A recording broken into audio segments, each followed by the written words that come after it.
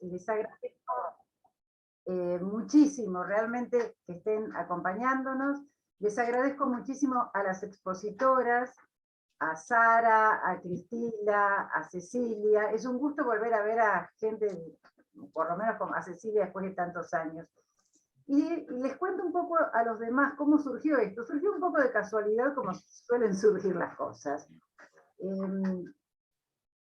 Yo les propuse, sabiendo que por distintas razones, que no tenían nada que ver con esta idea de un encuentro, estuve en contacto con Sara a través de profesores invitados que llegaron a la Argentina gracias a la promoción que hizo Sara de nuestro instituto y de nuestros estudios, y por un contacto que tuve con Cristila, y que, bueno, no pudo realizarse, una propuesta muy, muy amable que ella me hizo.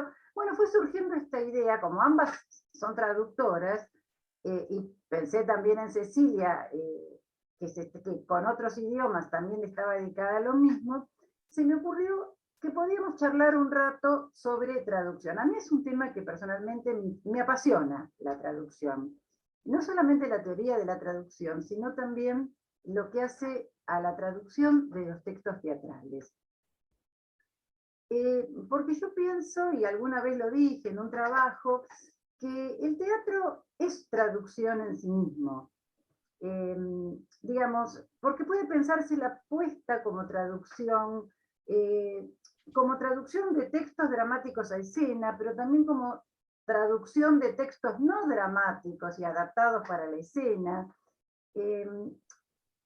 como traducción de culturas, como traducción de temporalidades, como traducción de otras, digamos, traducción en tanto interpretación de otras traducciones que están como subtextos dentro de la puesta. Pero también la crítica puede pensarse como una traducción de experiencias cognitivas, como una traducción de experiencias emocionales, que son las más difíciles de traducir, quizás, y de poner en palabras. Creo que esos son los grandes desafíos de la crítica, ¿no? La cuestión de la emocionalidad. Pero fundamentalmente, y hoy vamos a hablar de lo lingüístico concretamente. Por eso, bueno, nos acompañan hoy especialistas que hacen traducciones a distintos idiomas, al francés, al portugués, al italiano y al esloveno, digamos, de textos teatrales argentinos. Yo muchas veces, desde hace mucho me interesa esto, y recuerdo un trabajo de Perla Sayas de Lima, que comentó la dificultad, por ejemplo, de traducir el título de una obra de Roberto Cosa, La Nona. Porque esa N no es italiano, la nonna tiene una doble N, ¿no es cierto? Pero es la forma en que los argentinos descendientes de inmigrantes italianos suelen llamar a sus abuelos. Nonna, directamente, olvidando un total perfeccionismo italiano. ¿Cómo traducir nonna? ¿Cómo decir que es la abuela digamos, de esos descendientes de inmigrantes? Digamos, hay matices en la traducción que son difíciles, muy difíciles, por lo menos serían para mí, no soy traductora. Eso, digamos, como lo coloquial, como lo vinculado a la cultura, ¿no es cierto? Como un ejemplo. ¿Cómo traducir lo coloquial? También otras expresiones que son muy locales, y cómo dar los matices.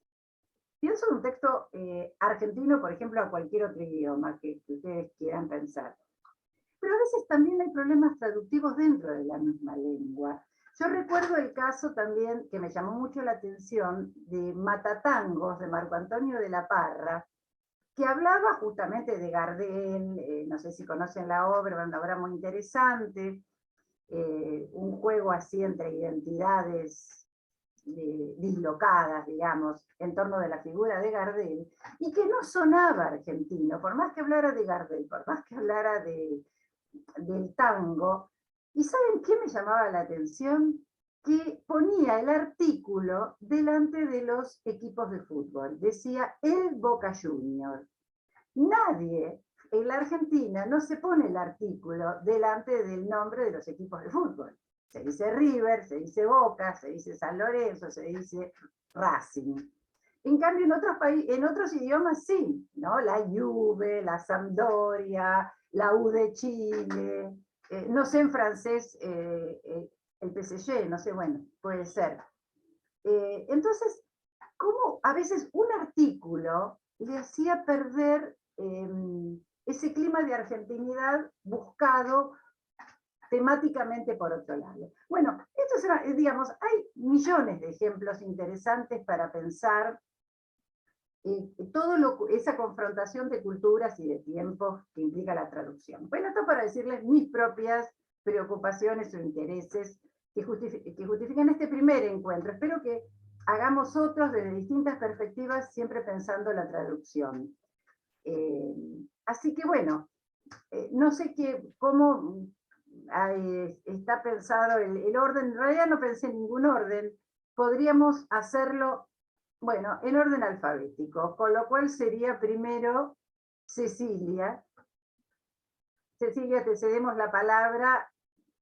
Contanos de tus experiencias, de tus intereses, de lo que quieras contarnos sobre la traducción a los idiomas en los que vos trabajas, que es el italiano y el esloveno, ¿no es cierto?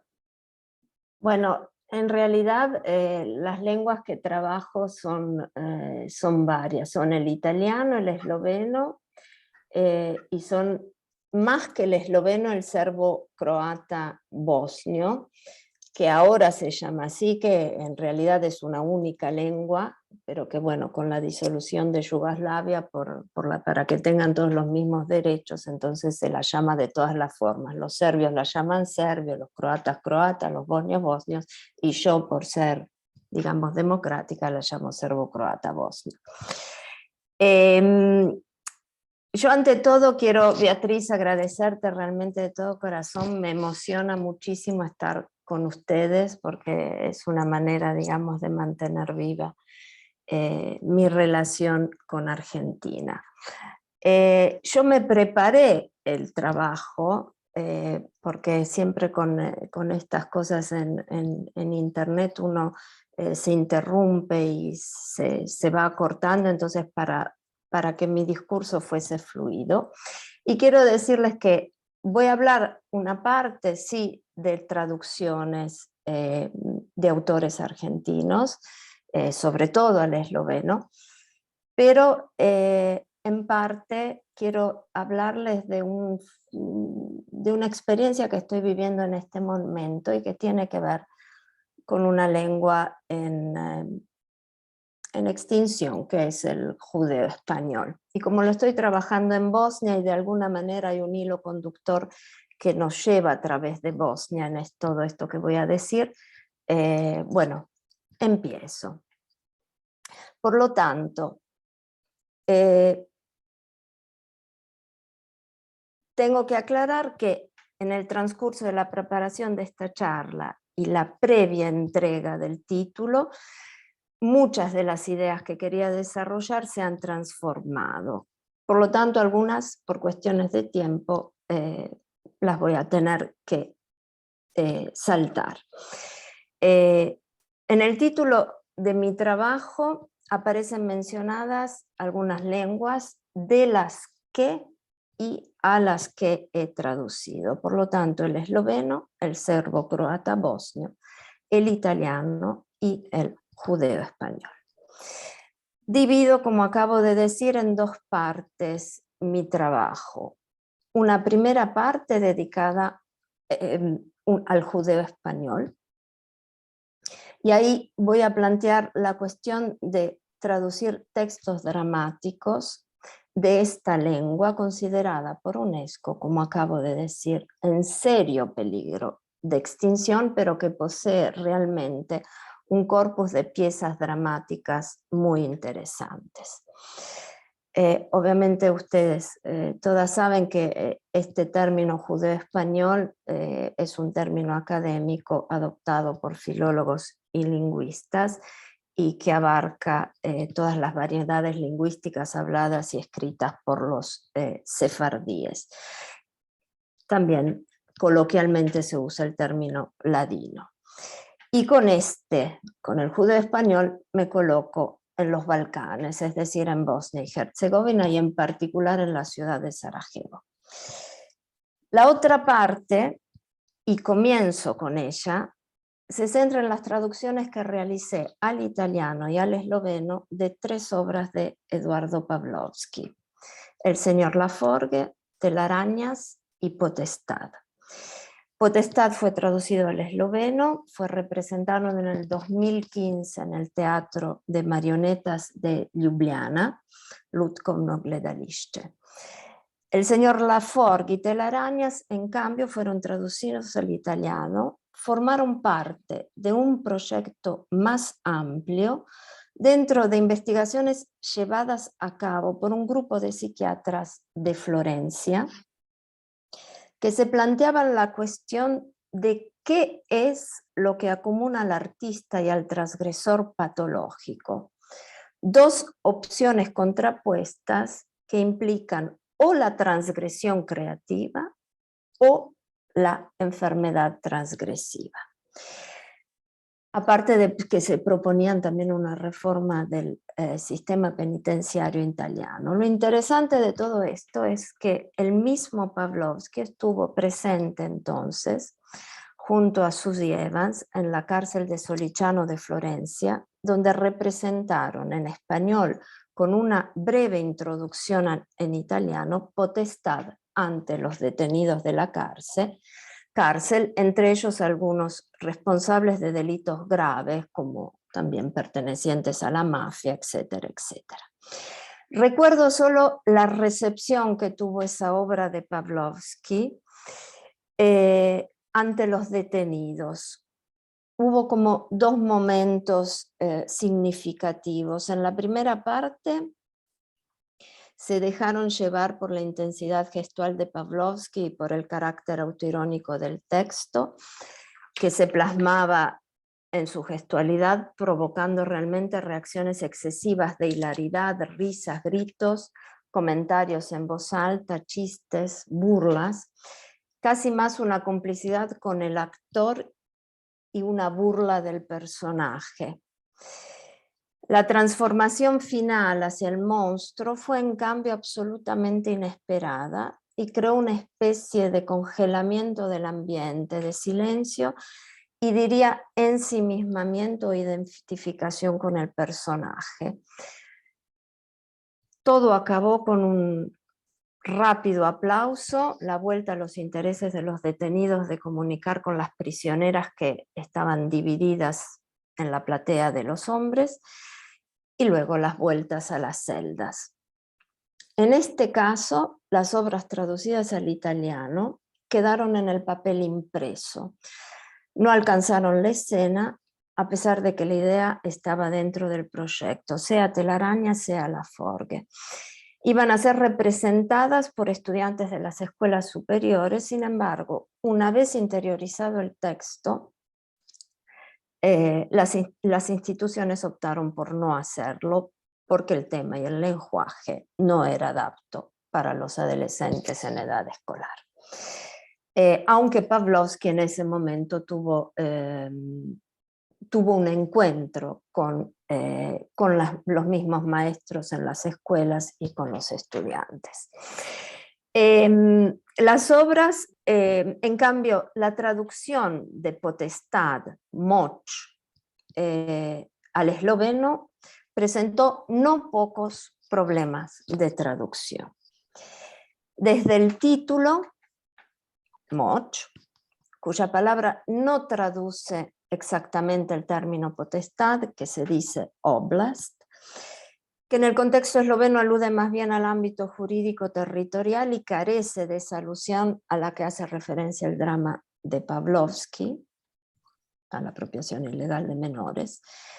Pero nosotros optamos, hablo de nosotros porque fue una traducción a 4 manos, por Moč, una palabra más genérica, que tienen más significados, entre ellos fuerza, energía, pero también esta acepción de potestad, y por lo tanto resultó más abarcadora.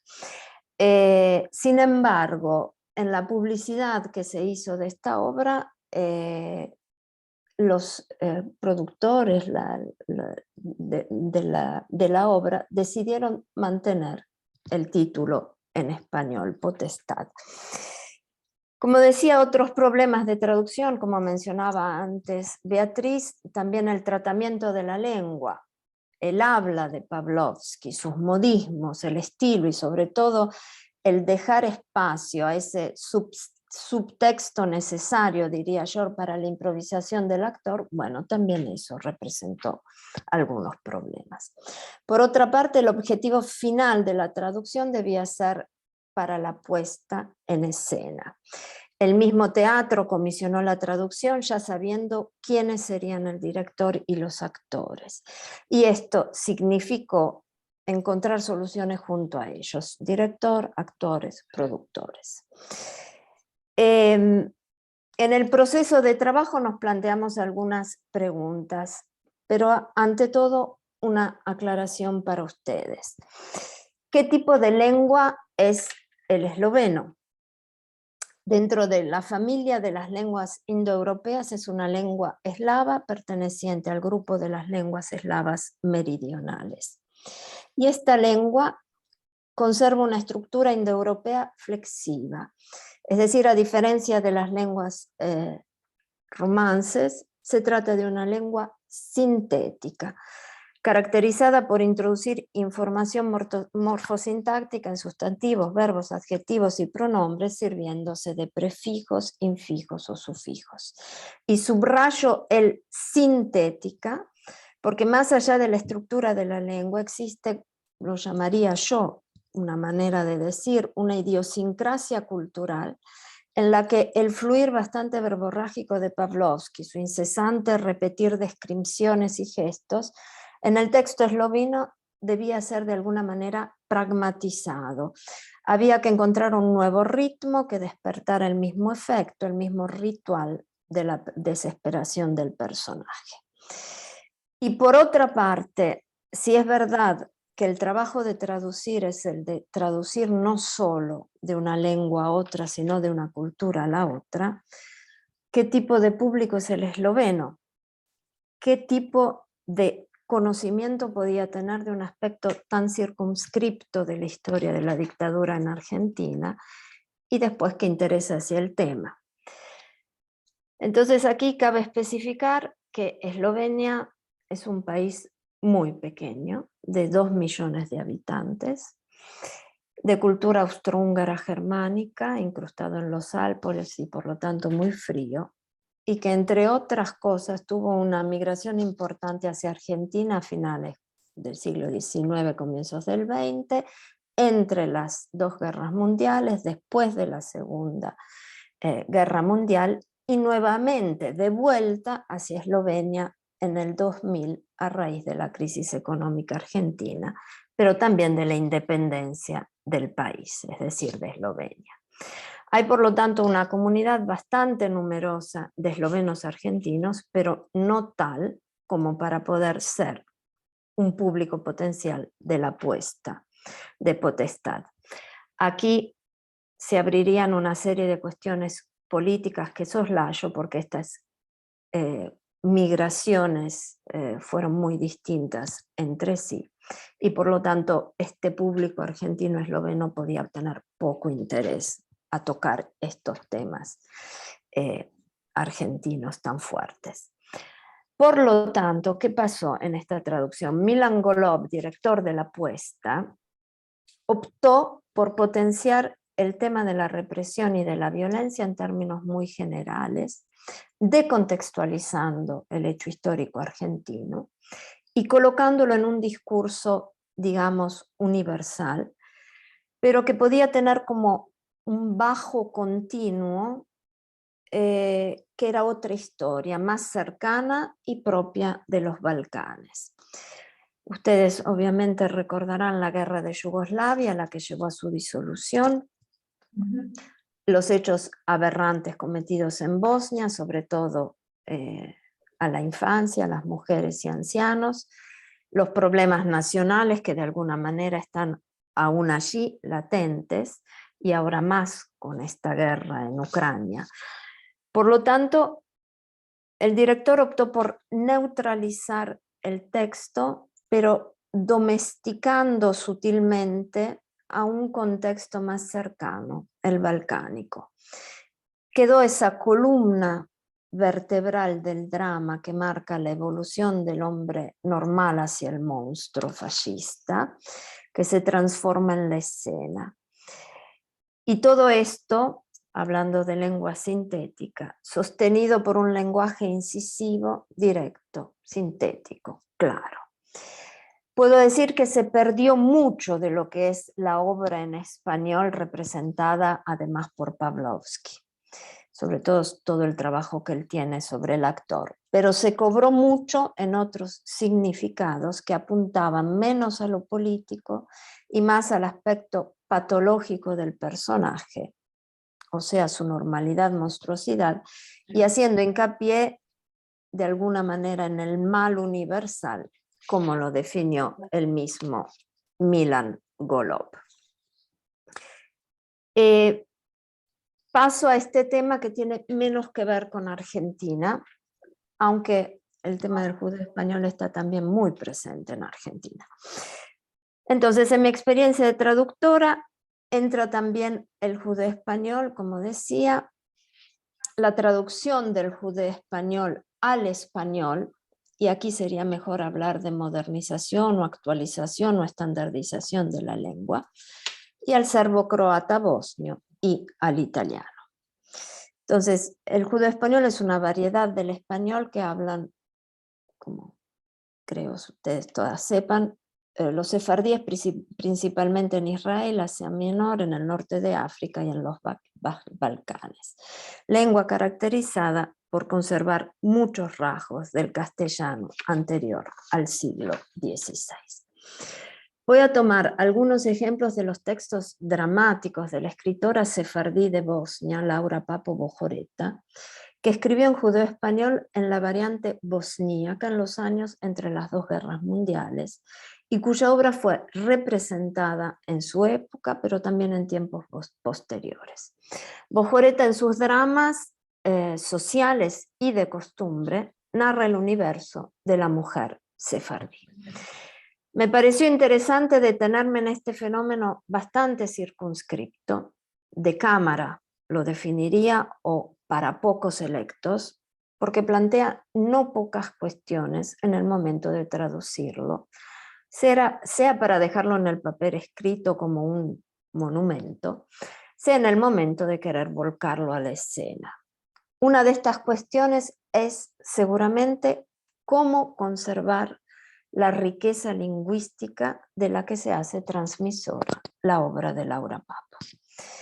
La segunda, cómo luchar con un prejuicio que circunscribe a esta literatura dramática en el ámbito del legado folclórico de una comunidad, la sefardí de Bosnia y la sefardí en general. Por lo tanto, a una realidad detenida en el pasado, sin la posibilidad de reactivarse o cobrar nueva vida. La tercera se relaciona con las problemáticas que plantea la traducción de un texto, digamos, clásico o del siglo pasado. La cuarta atañe al proyecto concreto que estoy realizando de la puesta en escena de la obra Esterka, Retrato Social de Nuestros Días, intentando salvar la riqueza mencionada e intentando superar el dicho prejuicio. Por lo tanto, un proyecto multilingüístico lo definiría multicultural y también multimedial. Poco antes, solo algunas aclaraciones. Hablé de judeo español y de sus propias variantes.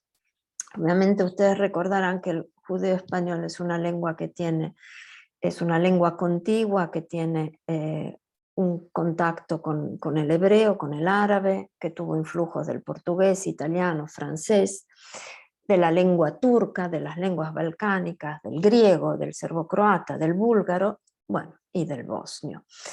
Quiero solo recordar lo que dice la sociolingüista Aldina Quintana, que define al judeo-español como un idioma polimorfo, caracterizado por variaciones diatópicas. Y yo entraría inmediatamente en el ejemplo, pero le pediría a Patricia si puede poner el texto para verlo. No sé si es posible. ¿Dónde está el texto, Patricia? Ahí. Bueno. Estudiamos una mujer que ya pasó los 60, mientras su chiquez, ella vivió en un ambiente turco, en el más puro oriente. Vino a la muchachez, le vino el austríaco, elemento europeo que le ha vuelto entera la vida y su modo de entenderla. Y cómo no, de Jarenka, cayó siquillo no, que se adapte a los usos que trujo el conquistador nuevo, el reinado nuevo. Por esteso lo hizo y la mujer serba.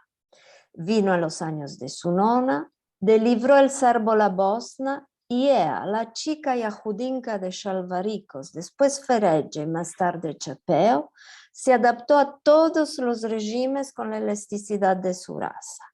En medio siglo, 50 años, vido trocarse 3 reinados, 3 razas, oriental, germana y eslava. Y ella supo siempre ir con el tiempo. No se quiere maestría para esto. El carácter de la sefardí se aboltó con los aboltamientos de su alrededor.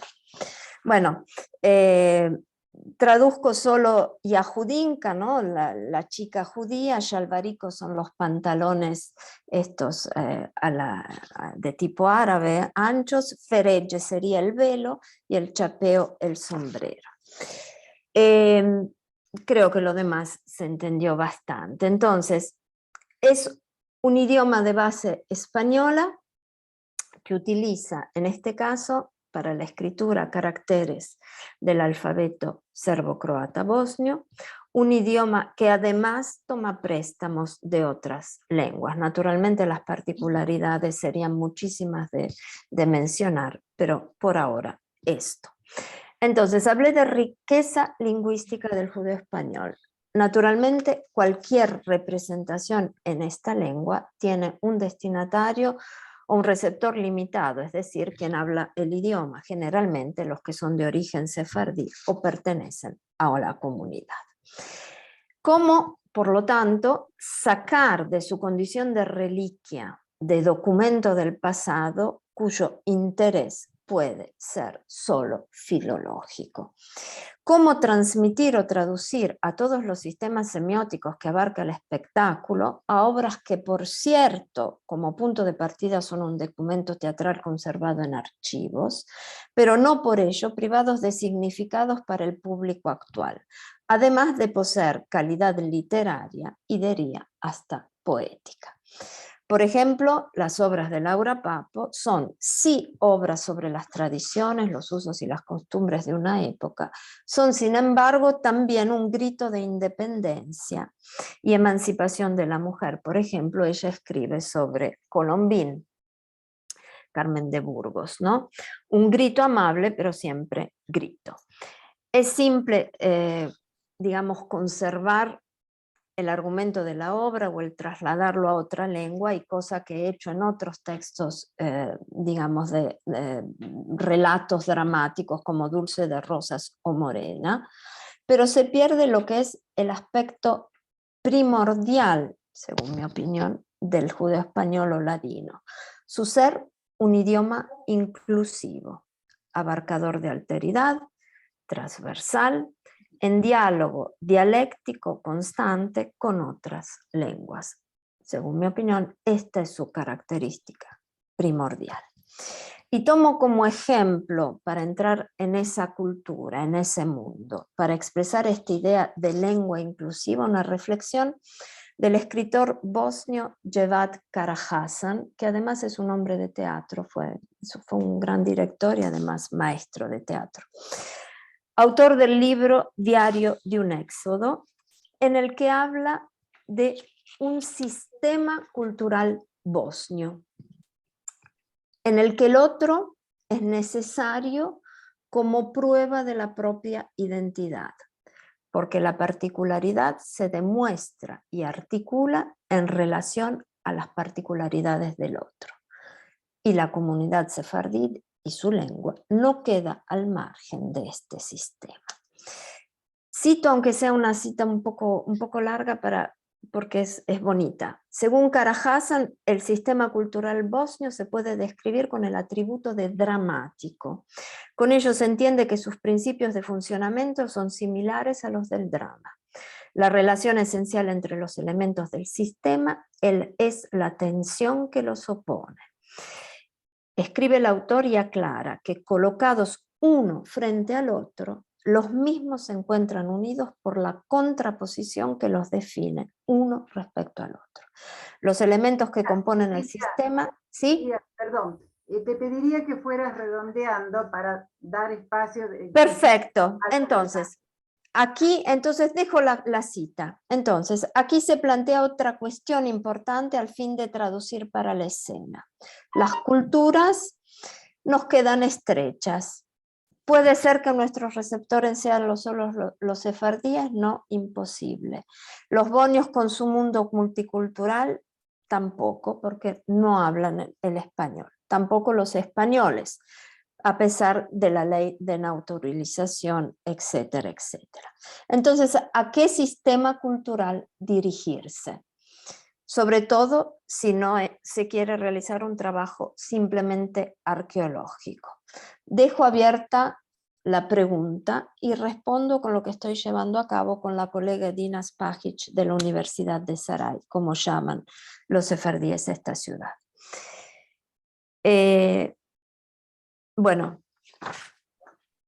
el sistema va a ser hacer la obra en lengua judía española, con actores dúctiles, moldeables, plásticos, multilingües que sepan expresarse en judeo-español, pero en las lenguas en bosnio, en español, en italiano, esloveno, y usando el subtitulado a través de un sistema de pantallas con las traducciones en distintas lenguas, pero con la técnica del cine mudo, usando también un artículo escrito en el 1800 de un periodista, David Fresco, que usaba esta palabra, un pueblo, escribió un artículo que usaba este título, un pueblo mudo, centrándose el cine mudo, ¿no?, en la eficacia de editar y transmitir frases breves que engloban el significado general y preciso de los episodios. Esta era la idea. Bueno, muchísimas gracias, realmente apasionante. Me sorprendió muchísimo todo lo que uno desconoce de otras culturas. Bueno, después dejamos el espacio para la charla, para el final. Le pedimos a Sara Rojo que por favor nos cuente de su experiencia como traductora, de su vinculación con el portugués y con el castellano. Bueno, muchas gracias, Beatriz. Muchas gracias a todos por estar aquí. Yo voy a hablar de cosas más cerquita, ¿no? Porque voy a hablar fundamentalmente de las traducciones dentro de América Latina, o sea, del español al portugués o del portugués al español, y específicamente los tres ejemplos que voy a trabajar son ejemplos latinoamericanos y del sur de América Latina, o sea, el cono sur. Entonces, estoy como aquí. Y el lugar desde el cual estoy hablando es el lugar de alguien que trabaja con teatro, o sea, desde el lugar de la dirección teatral, del trabajo con los actores, de una cosa muy concreta ahí. Ayer vi una película y estaba tratando de buscar la dirección porque la directora, porque es medio raro citar algo sin muchas referencias, pero es que la vi ayer. Se llama En cuanto estemos aquí. Y había una frase que me quedó dando vueltas con esta conferencia o con esta reunión o con este conversatorio, ¿no? Que es mi casa, mi lengua. Y un poco eso es de lo que quiero hablar. O sea, yo soy chilena, vivo en Brasil, y de alguna manera mi casa, mi lengua, el español, están en mi portugués todo el tiempo. O sea, hablo portugués con sotaque español, como dicen ellos, con acento español. Y infelizmente para mí, cuando voy a Chile me dicen, ay, pero tu acento algo tiene. Y claro, tiene el portugués de atrás, ¿no? Entonces, ese campo un poco el que quiero hablar. Yo voy a leer las 2 primeras páginas y después les voy a contar tres experiencias rápido para que entrar dentro del tiempo que más o menos nos permita a todos conversar, ¿sí? Entonces, todos los proyectos de traducción para teatro, en los cuales participé de diferentes maneras, no siempre como traductora, tenían como finalidad que la obra pudiese llegar a un palco y comunicar lo que el grupo deseaba a partir de ese espacio. Dentro de esas propuestas, todas situadas en Latinoamérica, escogí priorizar el ritmo y el sentido originales de la escena, aunque esa opción involucrase algunas pérdidas lingüísticas. Cabe la pregunta, ¿es posible pensar de esta manera? ¿Es posible pensar en una traducción para el palco? Pienso que sí, pero no como archivo, aunque parta de un texto publicado o registrado en video. Debe haber movilidad, yo diría más, poseer la fugacidad de un texto espectacular. Por lo tanto, si el destino de la traducción es el palco, debe el texto contener las condiciones necesarias para rehacerse, pensando en las energías, subjetividades y posibilidades materiales de los tiempos en los cuales la obra será presentada. No se trata de traicionar el texto original, por el contrario, para seguirlo es necesario cargarlo del sentido de presente y de cultura que el teatro necesita para existir. Si no, es un texto teatralmente muerto. El texto de origen e incluso el de llegada, traducción, debe ser un campo referencial, que debe ser seguido lo más fielmente posible, pero no como una camisa de fuerza.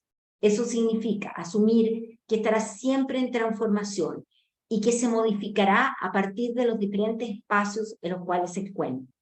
El texto espectacular, traducido, adquiere un carácter fluctuante, que se construye y se niega al mismo tiempo. El colectivo, grupo, compañía, que presentará determinado espectáculo, tiene que analizar el público para el cual será direccionado el montaje, las capacidades del equipo de reproducir los sonidos, ritmos y dispositivos presentes en la obra de origen. En definitiva, las condiciones de plasmar en la lengua de llegada la potencia de la obra original y crear los puntos de contacto entre ambas culturas. En otros términos, es necesario preguntarse, ¿qué sentido sociocultural artístico tiene presentar una obra en determinado momento histórico y en determinado espacio? El objetivo de esta presentación es discutir las particularidades de la construcción escénica, su carácter de construcción cultural. Por ello es necesario preguntarse por lo que está en el aire y por lo que importa en determinado espacio-tiempo.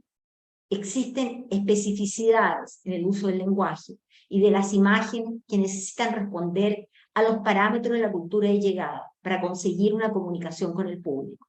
En nuestro caso, el público latinoamericano tiene algunos puntos en común que dicen relación con contextos.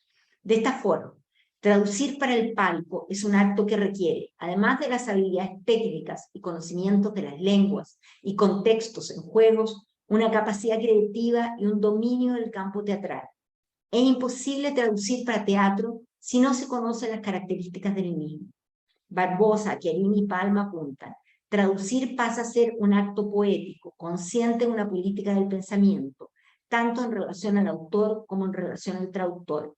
Acto poético y político, donde el estatuto del sujeto es capital. A esa afirmación agregaría, es un acto consciente de las reglas del juego teatral. Finalmente, cabe decir que el traductor de un texto que será utilizado en un montaje debe pensar en lo que Dubati llama de audibilidad. Él dice, llamamos alta audibilidad a la capacidad de un texto hablado de ser oído, comprendido y recordado, memorizado por un oyente. Llamamos de baja audibilidad a las dificultades de un texto oral para ser oído, comprendido y recordado, memorizado. En definitiva, el traductor de un texto espectacular debe pensar en la comunicación de la experiencia, y en las condiciones que el dispositivo, a través del cual será presentado el texto, ofrece. Por lo tanto, en un texto que tenga alta audibilidad. Bueno, para tratar de concretizar eso en algunas experiencias, voy a intentar hablar de 3 trabajos que en algún momento hice, de distintas épocas, incluso escogí distintas épocas y distintos tipos de trabajo para que eso se diese. Una fue el trabajo que yo realicé junto al grupo Galpón, un grupo brasileño que debe tener más de 40 años, me pueden ayudar Felipe o Julia ahí, debe tener más de 40 años, y que llevó a Santiago Amil Til, de un texto de Marcio Abreu, ¿no? En esa primera experiencia, ellos me llamaron, tenían una traducción, pero no sabían cómo llevar la escena. Entonces lo que yo hice fue trabajar con los actores y con esa traducción incipiente que ellos tenían, e intentar llevar la escena. La primera cosa que dije, olvídense de tener el texto traducido entero, porque ustedes, yo estaba ahí con actores que tienen 60 años, 50 años, 60 años por lo menos, la Teuda, que era la más importante, digamos, del grupo, y que no tienen contacto con el español. Entonces, ponerle a hablar un texto entero en español iba a perder ritmo, iba a perder sentido, iba a perder todo el juego de hablar. Entonces dije, eso les dio una pena espantosa, porque habían otros que sí habían estudiado español y querían hacer la obra toda en español, toda. Y lo primero era quebrar las expectativas. Ok, no se puede. Ya, finalmente aceptamos que no se podía. ¿Y cuáles situaciones necesitaban ser traducidas? Bueno, ahí partimos, trabajé con ellos, hubo una cosa de empatía mutua que fue muy buena. Trabajé con ellos determinadas escenas que no podían dejar de ser traducidas porque si no se perdía el sentido, y me aboqué en eso. Y las otras, las que iban en portugués, tenían que ser reemplazadas por el lenguaje de los gestos, por el escenario. Es una obra con mucho movimiento, con todo el movimiento, con las canciones y con un elemento que me pareció que era fundamental en ese momento. La saga de un héroe tuerto, eso es el título, la saga de un héroe chueco, por ahí, ¿no? Esto parte de un personaje medieval, que es como, que viene de Europa, ¿no? Primero Alemania, España, Pedro Urdemales. Y bueno, Til tenía una conexión con Pedro Urdemales. El público chileno conocía a Pedro Urdemales, sabe la historia de Pedro Urdemales. Entonces yo me podía enganchar en ese personaje para el trabajo porque era una referencia dentro del universo del público que ellos tenían. Iba a ser un montaje al aire libre, por lo tanto con todo tipo de personas, no con una élite, sino con la señora de la esquina, etcétera, ¿no? Y ahí la leyenda de Pedro Urdemales funciona en la escuela. Entonces había que establecer conexiones a partir de ahí. Y trabajé con ellos esas conexiones. Y fue muy, muy interesante. Incluso surgió un video de todo el proceso que se llama Portuñol, que lo hizo una de las actrices, Inés Pechot, que lo dirigió ese video, registrando el proceso y registrando recepción del público. Y el público hablaba de eso. Hablaba, sí, porque fíjese. Entonces, cómo la traducción tiene que buscar elementos de la cultura de llegada para producir ese encuentro comunicacional, porque eso es teatro, un encuentro. Entonces, fue ese elemento que me ayudó. Otra cosa que me pareció interesante es que el humor, en la obra, en Til, el humor, se están riendo de las desgracias.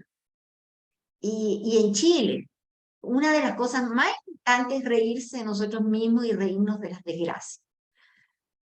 Aunque les parezca espantoso lo que voy a decir, y es bien espantoso en realidad.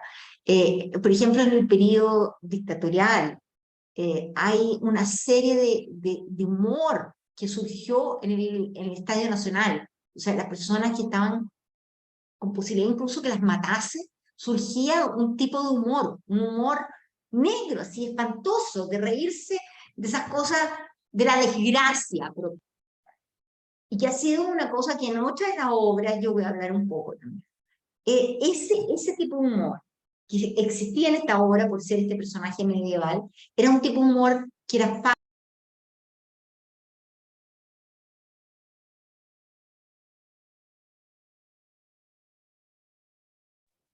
Sara, Sara está silenciada. Recién, Sí, sí, sí, sí. Ah, seguí, por ahora favor, está porque bien. si no me muero. No, ahora está bien. No, no te vamos a hacer Ya, está bien. Ok, ya. Entonces lo que decía es que este humor de la desgracia es un humor que el público chileno entiende, que es posible trabajar. Entonces, ¿cómo enfatizarlo? ¿Cómo marcar eso para el trabajo de llegada? Y el tercer elemento que, digamos, este personaje Pedro Urdemal, que aparece incluso en Cervantes, que tiene toda esta tradición, cómo permitir, digamos, que entrase en lo religioso. Porque según la sinopsis de la obra, un día en la eternidad el demonio apuesta con Dios que si le retirasen al hombre algunas cualidades, él caería en la perdición. Dios, aceptando el desafío, resuelve traer al mundo el alma de Til. Esa cosa de la tentación, ¿no? De la tentación y del demonio, funciona también, porque dentro de la cultura hay como eso, cayó en la tentación, o sea, si nosotros pensamos hasta en los cuentos de Perseo, ¿no? El tipo hacía de todo. Hacía las cosas más espantosas, después la Virgen María lo cubría con el manto y perfecto, se iba al cielo, ¿no? Entonces, ¿cómo trabajar eso con ellos? Y bueno, fueron por ahí el trabajo, el ritmo de la escena, la decisión de qué se traducía, qué no, qué cosas precisaban mantener en portugués y que no importaba mucho, y cuáles elementos podían establecer este puente político, cultural entre ambos países. Esa fue una experiencia. La segunda experiencia que quiero hablar es La mujer que andaba en círculo, una pieza del 2016, justo el año, comenzamos a ensayar, 15, el año del impeachment de la presidenta Dilma. Entonces fue una pieza extremadamente dolorosa, que era de Eder Rodríguez, hecha por Marina Viana, una actriz de Belo Horizonte, yo estaba dirigiendo, y la idea era pensar en la pérdida de la memoria de una mujer vieja y en las madres que pierden sus hijos. Todo esto en un contexto que en Sao Paulo había un movimiento de mujeres que habían perdido sus hijos, ¿no? O sea, no era solo las madres o de la Plaza de Mayo o las abuelas de la Plaza de Mayo, sino que era un contexto contemporáneo. Y ahí estábamos trabajando eso. Y luego de hacer el montaje, que como insisto, que salió en 2016, que fue producto de mucho esfuerzo, y un montaje bastante performático, porque se ha presentado desde jardines de una casa hasta teatros convencionales, escaleras, en muchos lugares distintos, y en cada uno de ellos ha adquirido dimensiones y características distintas. Luego, el proceso traductorio al español, el proceso de traducción, la idea era conseguir establecer la conexión a partir de la realidad chilena o latinoamericana o del Cono Sur de manera directa. Nosotros lo publicamos, yo lo llevé, me acuerdo, a seminario que di en la posgraduación de la Universidad de Concepción en Chile, y en ese seminario yo hice un segundo trabajo con la obra, que fue trabajar con las sonoridades del español de Chile. que es una cosa que he podido hacer mucho en portugués, pero que no lo había hecho en ese minuto, porque yo lo había hecho montado en portugués, llevado al español con mi español, pero no necesariamente con las sonoridades de un español que ha cambiado en el tiempo. Yo estoy vieja, y por lo tanto la gente joven tiene otros ritmos de la lengua, otras formas de la lengua. Y ese trabajo que yo hice con la gente de la posgraduación en Chile fue interesante, porque hoy día, por ejemplo, yo cambiaría un montón de las cosas que están registradas. Y tiene que ver con esa actualización de la lengua también. Con una lengua que se mueve, que tiene una acción. Bien. Entonces, la idea tenía que ver con algo que dice Cabarero, que es, el mito es repleto de criaturas vocales, rigurosamente femeninas. Entre ellas destaca la ninfa Eco, que en vez de cantar repite las palabras de los otros. La repetición comienza, sin embargo, con una diferencia de tiempo, pero el otro aún está hablando. Entonces, mi idea era pensar ese español con ellos a partir de un portugués que aún estaba hablando. Y eso era interesante, o sea, yo plasmaba en el español, pero tenía un portugués que estaba de eco. Eso me pareció una experiencia muy interesante. Y eso en escena se establece también a través de la repetición. Por ejemplo, la actriz repite esto de ¿dónde está mi hijo? ¿Dónde está mi hijo? Varias veces, y la idea era como repetirlo incluso en dos lenguas y en tiempos diferentes, y provocar este eco en la escena, ¿no? Esa era un poco el juego. Por lo tanto, no es que no se trata de manipular el texto de origen, pero significa sí que hay que recrear ese texto de origen. O sea, rehacer el texto de origen, incluso ese texto que rehacemos, tiene que ser móvil. No puede ser estático, no es fijado en el tiempo. Y de eso tenemos una experiencia muy, muy interesante, que fue lo siguiente. El último montaje, que incluso ahora estamos ensayando, es Clase, de Guillermo Calderón, que lo llevamos del español al portugués. El texto nace en 2008 a partir de las movilizaciones estudiantiles en Santiago de Chile. Incluso Guillermo piensa que es un texto que hoy no haría sentido en Chile, pero la realidad de Brasil es otra. En Brasil hace todo el sentido del mundo, absolutamente todo el sentido del mundo. Manifestarse en función de la universidad pública o de las posibilidades de educación es como todo eso.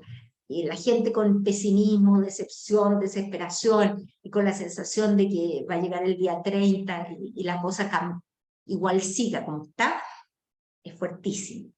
Entonces, nosotros lo montamos, y este montaje se dio hasta el 2019, y viene la pandemia. Varias temporadas, logramos una comunicación con el público, una presencia, toda una fuerza, y también fue un montaje a varias manos, en que participaron las personas de ese montaje, con sus contribuciones, con todo, y una traducción a varias manos también, no una traducción mía solamente.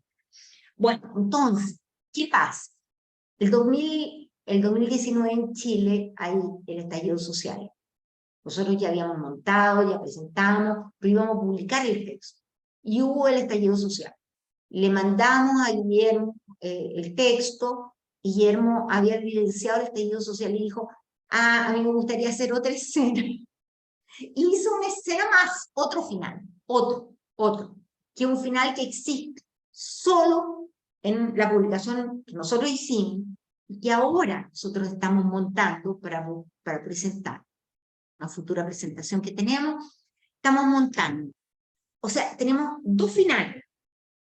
Tenemos una traducción que digamos, fue más allá del texto original, más allá, y hecha por el propio autor. O sea, un poco en la línea de Darío Fo, ¿no? Que él cambiaba su texto. Bueno, Guillermo cambió su texto, y nosotros lo acompañamos en la traducción, y se produjo esta nueva idea, ¿no? Esto me parece muy, muy importante porque tiene que ver con esto que estoy hablando, con la movilidad, con la idea de una traducción para el palco, para el escenario o para la escena, que no es fija, aunque exista un texto previo, que es una traducción que se tiene que mover, ¿no? Y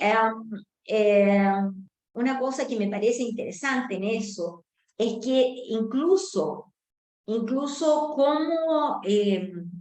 cómo se da esa situación, cómo se da ese juego, tiene que ver con los momentos históricos en los cuales se está viviendo. Estamos hablando del 2008, de las movilizaciones estudiantiles, estamos hablando del 2019, del estallido social, estamos hablando de la educación durante el gobierno Bolsonaro y los cortes a la universidad y lo que estamos viviendo, ¿no? Y cómo eso funciona y tiene que funcionar en diálogo con el proceso traductorio. Fue muy bueno, tanto Marcio Abreu como Guillermo Calderón, e incluso otro, Eder Rodríguez en La Mujer, que andaba en Círculo, y luego en Isidore Stevenson también en La Peña, que han abierto sus textos. Por ejemplo, otro montaje fue de Isidore Stevenson, una dramaturga chilena, que lo hicimos en plena pandemia, con video, ¿no? Con video, hicimos en plena pandemia, y que hicimos la traducción con Jessica Rivas, que está por ahí, y Luisa Lagoero, hicimos la traducción, y la recepción de la dramaturga, o sea, ok, ustedes lo van a montar, ¿qué necesitan? ¿Ustedes quieren poner otras escenas? Hay un cambio de mentalidad en los dramaturgos de teatro hoy. Porque si yo me acuerdo, y lo sé porque yo entrevisté a Isidora Aguirre, uno le venía a decir, mire, le voy a cambiar una escena, lo más seguro es que le tiraran una piedra en la cabeza, ¿no?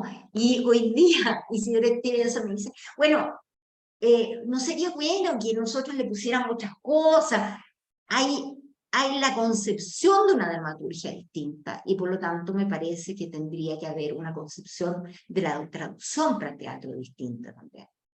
Y claro, y pensar en qué momento yo lo voy a hacer y por qué. ¿Qué sentido tiene? Ese es un poco el cuento.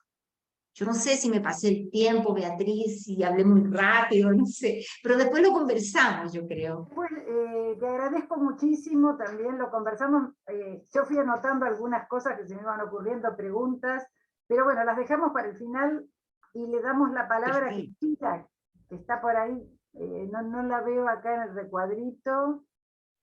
Cristina. Estoy aquí. Sí, estoy aquí. Bueno, muchísimas gracias por acompañarnos, te cedemos la palabra. Bueno, muchas gracias por invitarme primero. Estoy muy agradecida, es un honor estar aquí entre ustedes y bueno, hablar en vivo por primera vez, aunque sea a distancia, pero es la primera vez que hablamos, o sea que estoy muy contenta de estar entre ustedes. O sea, yo no he preparado una ponencia, más bien son apuntes para una charla a propósito de cosas que tal vez acaba de decir Sara Rojo a propósito del teatro como encuentro comunicacional. Sí, es verdad, es un encuentro comunicacional y por eso nos plantea algunas preguntas que hacen de la traducción teatral tal vez algo muy peculiar, tal vez distinto a otras traducciones, aunque no tanto tampoco. Me voy a presentar un poco, tal vez para ubicar un poco mi trabajo. Soy docente, investigadora, y también traductora del español al francés. El francés es mi idioma materno y traduzco al francés.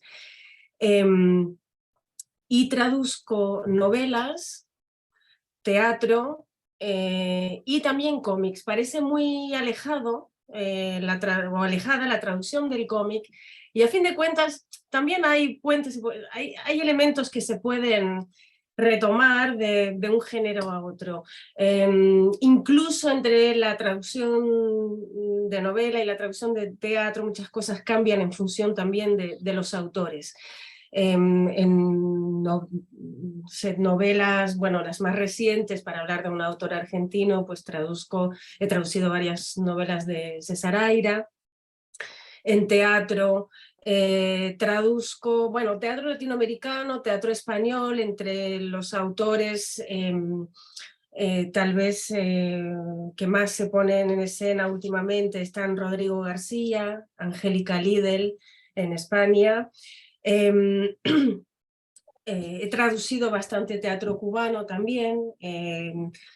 Ayer entregué a un editor una traducción de unas obras de Rogelio Orizondo, por ejemplo, pero citaré también entre los autores más jóvenes a Agnieszka Hernández, Alejandra Santiesteban, Abel González Melo. He traducido a autores tal vez más clásicos o más contemporáneos, pero bueno, Virgilio Piñera o José Triana.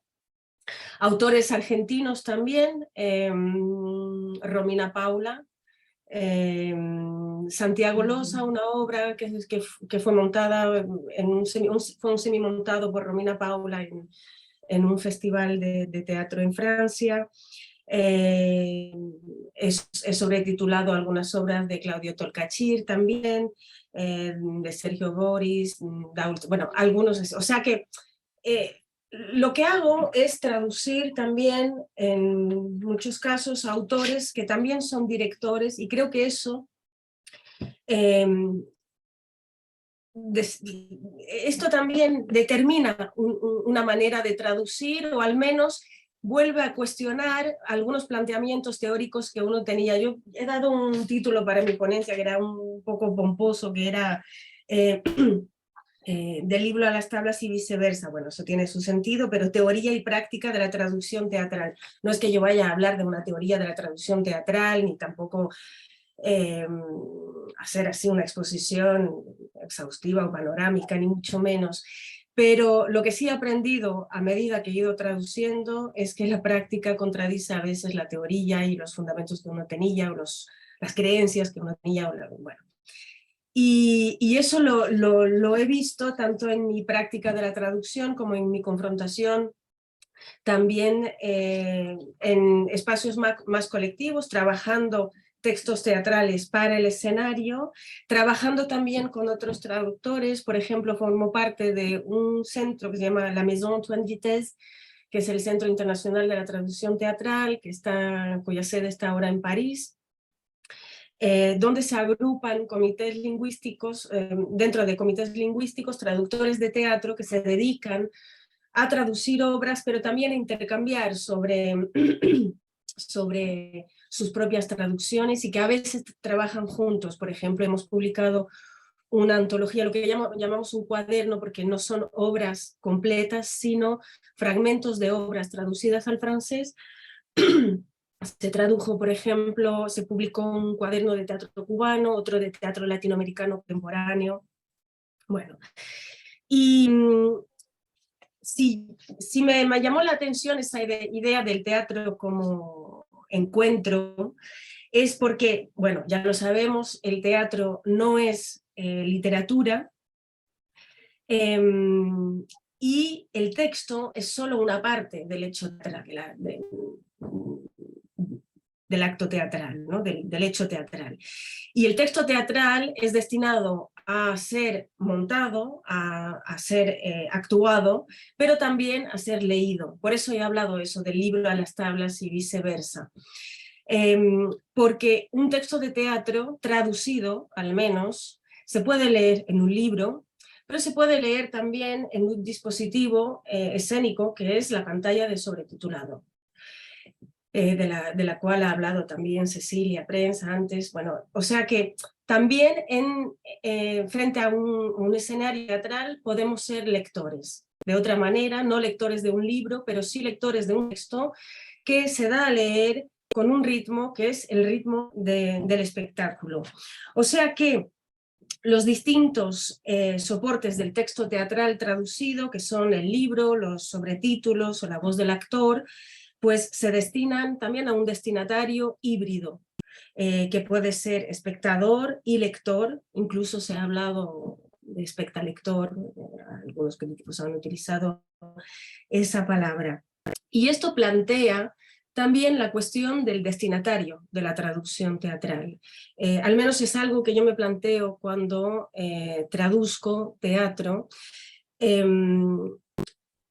Se habla antes de cómo traducir, por ejemplo, el humor. Es muy complicado traducir el humor, y una pregunta que uno se puede hacer es ¿qué es lo que se traduce? ¿Se traduce el sentido o se traduce el efecto del texto sobre el espectador original? ¿Qué vamos a traducir?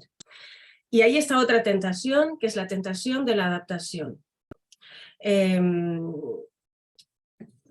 La tentación de la adaptación debida también al hecho de que el texto de teatro, pues, o sea, el traductor no traduce solo el sentido o la letra, ni siquiera solo el ritmo, las sonoridades. Todo esto son elementos que conoce el traductor, incluso de prosa o de poesía, pero puede tener esa tentación de traducir el efecto del texto sobre el espectador, ya que es un espectador en presencia a quien destina esa traducción.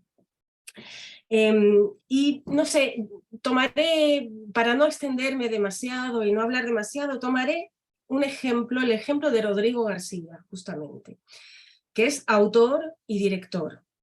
O sea que una traducción de un texto de Rodrigo García se dirige a una publicación tal vez, pero también a un montaje en francés, pero a veces también un montaje en español en Francia. ¿Por qué?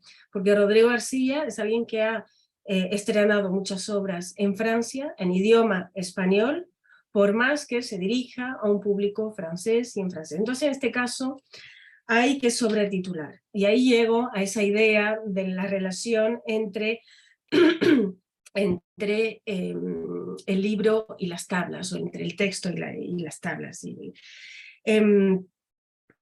Lo que pasa con Rodrigo García es que tenemos un teatro, primero, muy anclado en unas referencias socioculturales que pueden ser de distinta índole.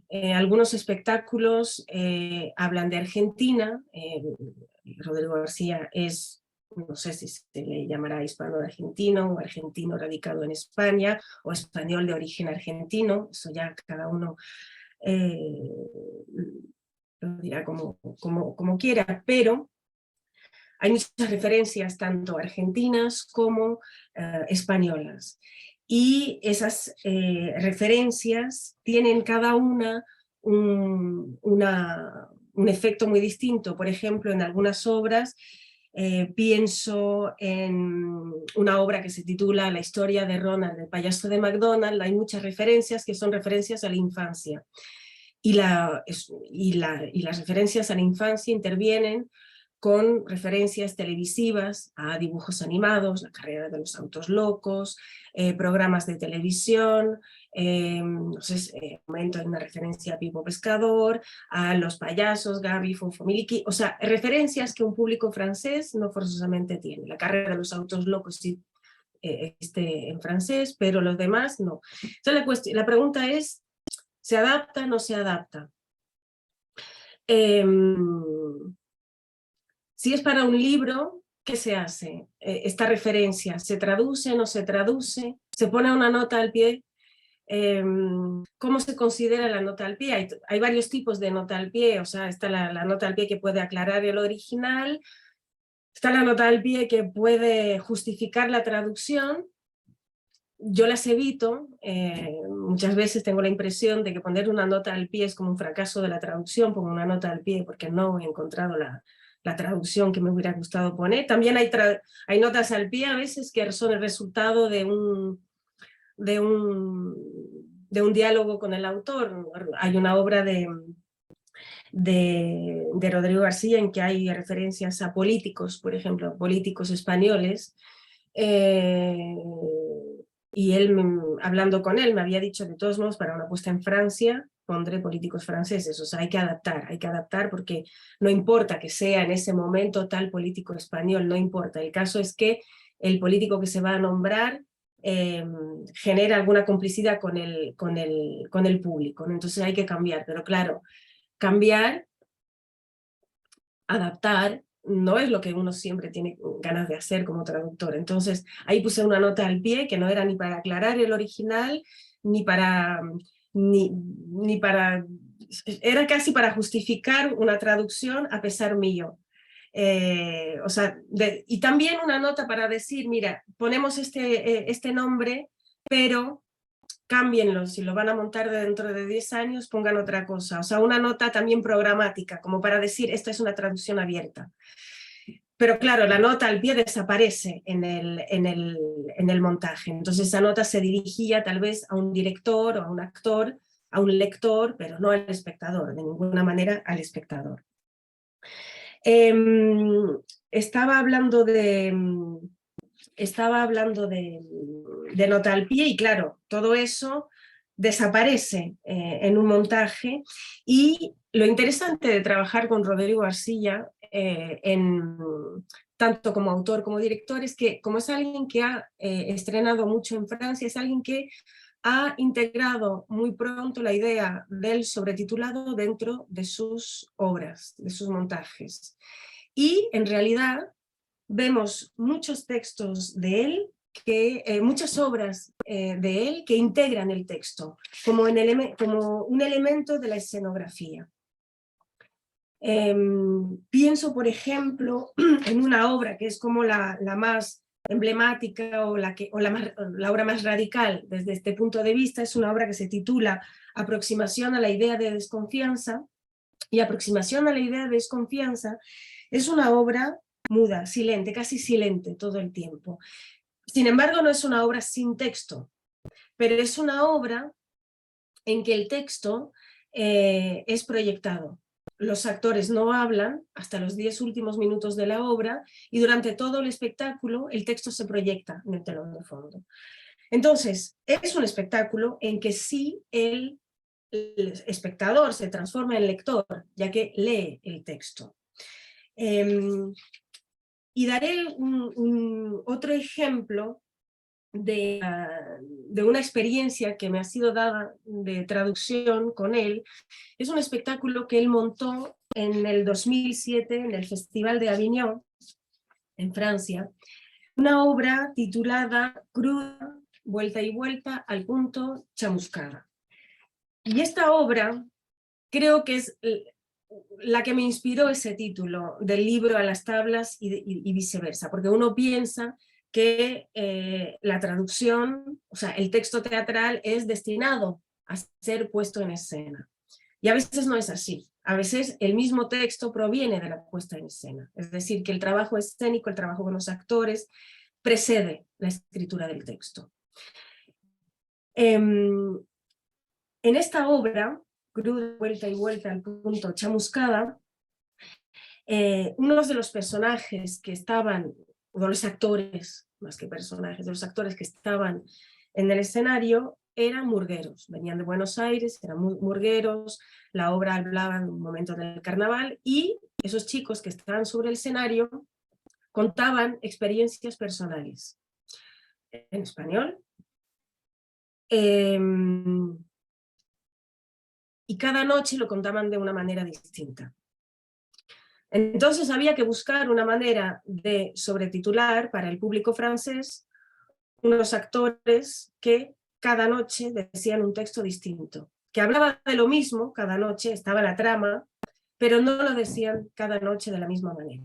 Entonces ahí hubo un trabajo conjunto con el autor, director, y decidimos hacer un sobretitulado atípico, que no tenía nada que ver con un sobretitulado como se puede concebir, que sigue el ritmo de lo que dice el actor, conciso, que permite leer sin captar demasiado la atención del espectador, dejar tiempo al espectador a que vea a los actores actuando.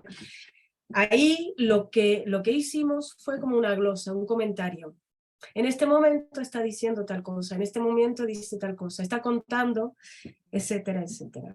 Y lo interesante es ver después cómo se ha publicado el texto. O sea, cuando se montó la obra, el texto no estaba publicado. De hecho, se fue escribiendo también, o sea, el texto estaba escribiendo, pero fue cobrando forma y fue modificándose a medida que avanzaron los ensayos. Y cuando se terminó publicando, lo publicó una editorial española que se llama La Uña Rota, y lo publicó en una antología que se titula Cenizas Escogidas, y creo que el título es importante para entender también cuál es el proceso de escritura teatral ahí. En el momento que correspondía al sobretitulado de esos chicos, leemos, por ejemplo, en la obra publicada el fragmento número 10, que se titula Texto escrito mientras Óscar, Juan y Matías hablan de sus hijos. Y en el texto dicen cosas lindas de sus hijos, las cosas típicas que dicen todos los padres. Óscar dice que su hijo ya desde chiquito era un demonio, que lo querían echar del jardín de infancia, etcétera, etcétera. Y sigue el relato concebido a partir de los diálogos. O sea que es interesante ver esa paradoja. Es decir, que el momento en que se descarta parcialmente la transcripción de los textos teatrales pronunciados sobre el escenario es el momento en que la obra publicada hace referencia a la puesta en escena. O sea que la desaparición del texto escénico es lo que permite que surja también el recuerdo de la puesta en escena. Cuando digo recuerdo, pues ahí me refiero también a esas cenizas de las cuales habla Rodrigo García, lo ha comentado ya en notas del autor, y terminaré con esto, una nota del autor a esas cenizas escogidas publicadas en La Uña Rota, donde él dice, llamamos a este volumen Cenizas Escogidas porque mis textos son infortunados residuos de mis montajes teatrales, a fin de cuentas unas víctimas. Las palabras de este libro son despojos. Metidos en un libro, estos textos se sienten extraños. Ellos vivieron y ardieron en el teatro, ahora ocupan un volumen como si de un saco lleno de cenizas se tratase. Un poco de eso quería hablar cuando hablaba de ida y vuelta entre el libro y el escenario, y de las problemáticas de los problemas que, o sea, de lo que se plantea un traductor de teatro, que a pesar de la teoría, creo, se cuestiona siempre que aparece una nueva práctica, una nueva obra, no solo un nuevo autor, sino para cada autor una nueva obra que cuestiona lo anterior. Y eso. Bueno, muchísimas gracias, Cristina. Realmente les agradezco a las tres porque fueron tres exposiciones realmente apasionantes, por lo menos para mí, y supongo que para todos los que nos acompañaron también. Bueno, quiero abrir el espacio de la charla, de las preguntas, si las hay. Yo pensé, me abuso, empiezo yo a hacer comentarios. Me pareció que lo común a las tres exposiciones fue el problema de lo cultural, digamos, cómo, al menos para el teatro, pero supongo que para otras, para literatura, para otras cuestiones también, digamos, traducción es adaptación. Parecería como que lo común en el teatro fuera la necesidad de adaptar. Pero eso también trae otros problemas, otras cuestiones, porque, digamos, la adaptación cultural no es solo una lengua, sino puede ser una región. De pronto, en distintas ponencias apareció el problema de, digamos, las infancias tenían distintas experiencias de vida, por lo tanto, no se trataría solo de una traducción al español, sino una traducción al español para los argentinos, quizás una traducción al español para los chilenos, para los mexicanos, etc. digamos, qué complejidad tiene esta cuestión, ¿no? Me parece que hay un montón de cuestiones para seguir pensando. Yo quisiera preguntar a quien quiera contestar. Por ejemplo, ¿sienten que hay autores intraducibles?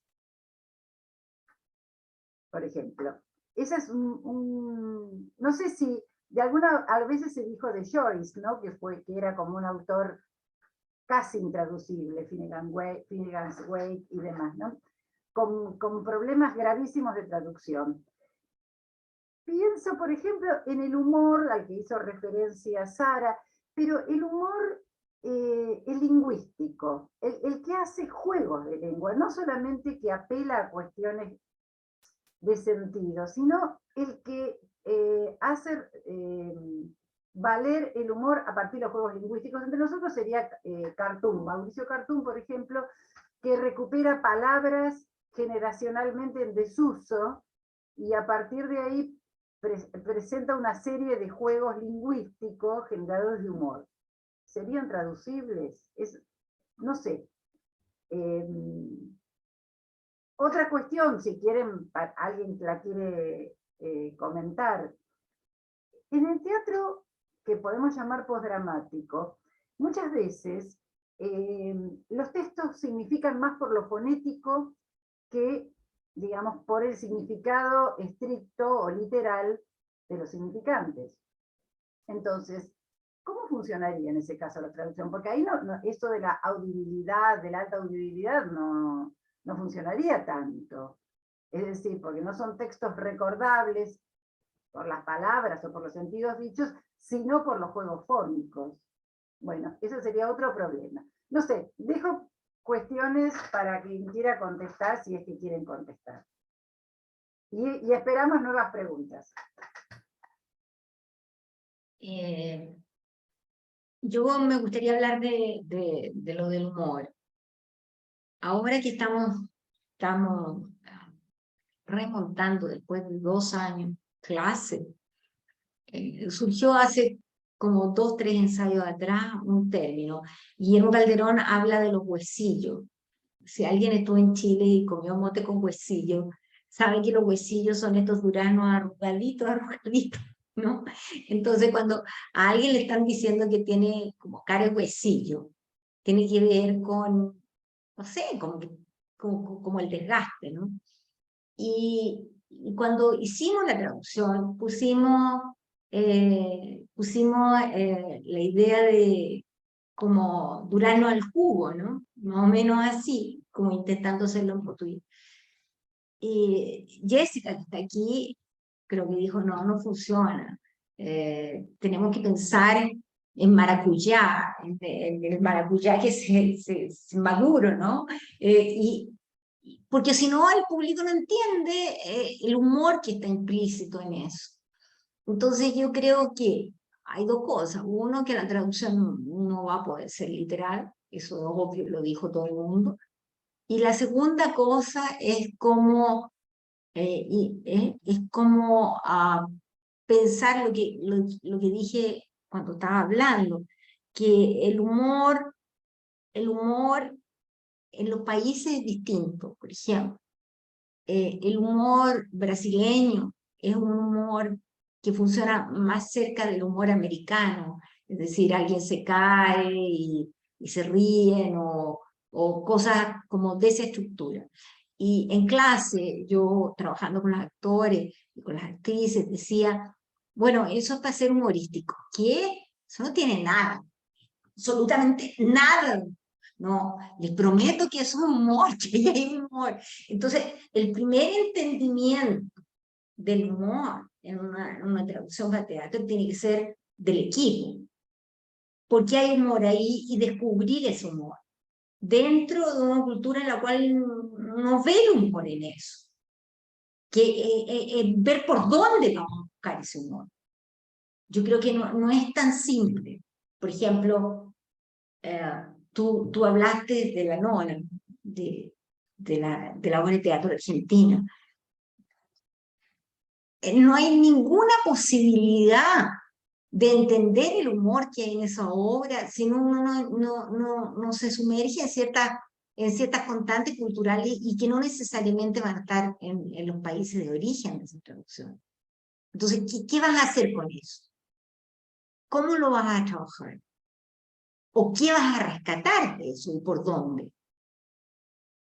Porque también lo puedes convertir en un cliché, y eso sería empezar. Es cómo funciona eso. Me parece que ahora a mí me parece una de las cosas más entretenidas de todo, porque es descubrir el gesto, descubrir la forma, etc. Un poco eso, ¿no? Sí, gracias. Sí, estoy de acuerdo. Es muy complejo la cuestión, es complejísima la cuestión del humor, ¿no? Ajá. Es decir, siempre la pregunta es, ¿el humor está en la producción o está en la recepción? Es complicado. Bueno, no sé si... ¿sí? Sí, quería intervenir porque a propósito de lo intraducible, primero una cosa a propósito de la adaptación. He hablado de casos de adaptación cuando justamente a mí me parece que adaptar es muy discutible en muchos casos y en general prefiero no adaptar. Pero bueno, la adaptación a veces ha sido justamente dictada por las circunstancias del montaje y por la presencia de un autor-director que toma también algunas decisiones que de cierta manera orientan la traducción. Pero a propósito de lo intraducible, justamente porque citabas a Roberto Cosa y La Nona, en otra obra que es El tío loco, que se ha traducido al francés. No la he traducido yo, la ha traducido un traductor que se llama Ricardo Montserrat. Y en un momento hay una palabra que todo el mundo conoce, en español, en francés también, o sea, creo que en Francia se sabe perfectamente lo que es, sin que haya que traducir, lo que es el mate.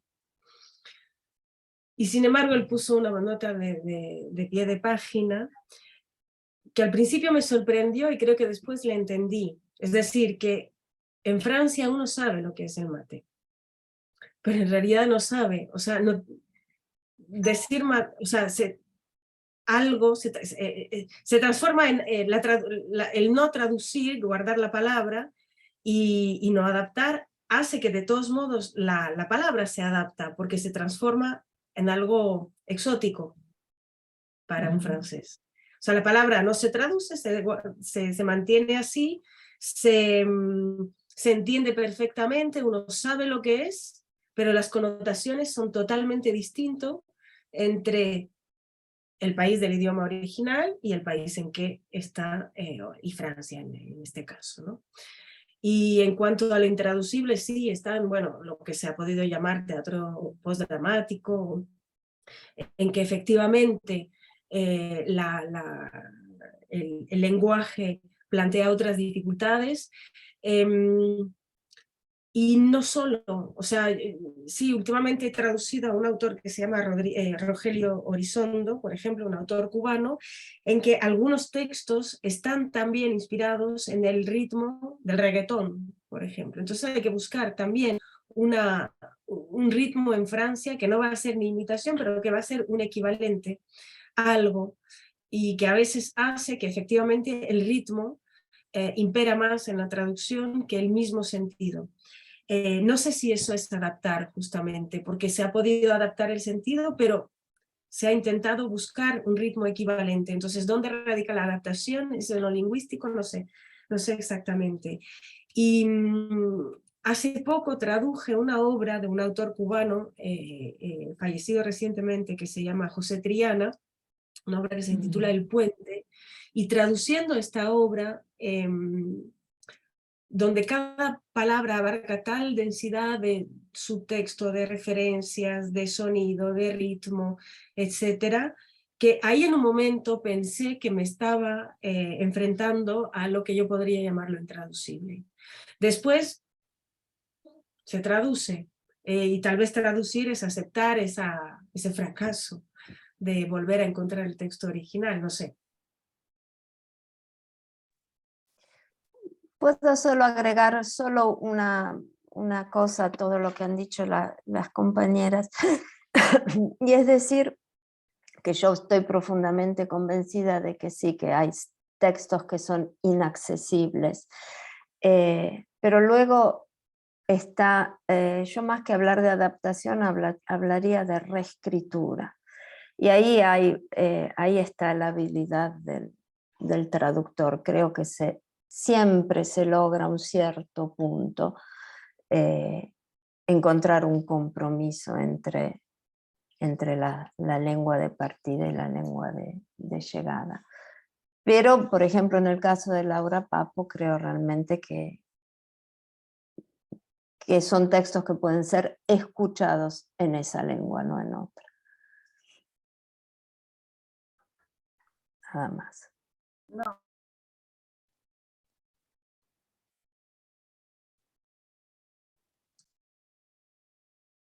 Beatriz, estás sin sonido. Perdón, no, simplemente les agradecía las respuestas y quería escuchar si había preguntas de los participantes. No quiero monopolizar la charla. Sí, Analía. ¿Qué tal? Buenas tardes. Bueno, en primer lugar agradecer, creo que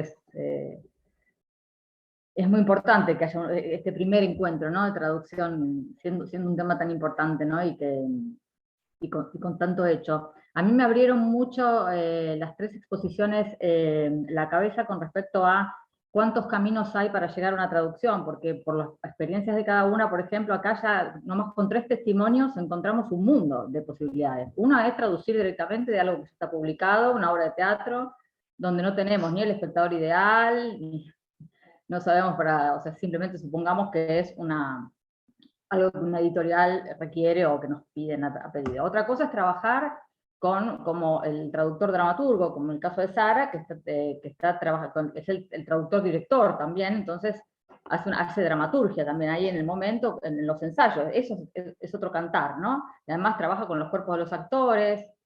Es una experiencia, me imagino, muy rica esto de tener al cuerpo vivo que va a representar, que es la vocación del teatro, representar en escena y tenerlo ahí, así que es otro mundo, ¿no? Así que no son preguntas, son más que nada las reflexiones. Y el último caso de Cristila, también interesante, conozco a la mayoría de los autores que mencionó, los admiro mucho, y me imagino que también es otro cantar, trabajar y traducir con el autor vivo y en charla y en intercambio. O sea, Sara trabaja con los cuerpos ahí, hace casi, yo diría, por ahí es la dramaturgia también colaborativa, ¿no?, de ensayo, ¿no? Cecilia con lo textual, Cristila con ambas cosas y con este intercambio con el autor. Así que me abrió un mundo hiper interesante. Yo soy traductora pública y actriz, y estoy incursionando en la dramaturgia, hice la diplomatura acá en Filo, ¿no? Así que esto me cerró todo el círculo y me parece algo maravilloso. Me anoté justo ahora en el posgrado de traducción literaria y ojalá pueda hacerlo. Y esto me impulsa todavía más estas experiencias que han transmitido. Así que estoy muy agradecida, sinceramente. Te agradecemos a vos tu participación y el entusiasmo, eso es fantástico. Sí, no sé si hay más preguntas.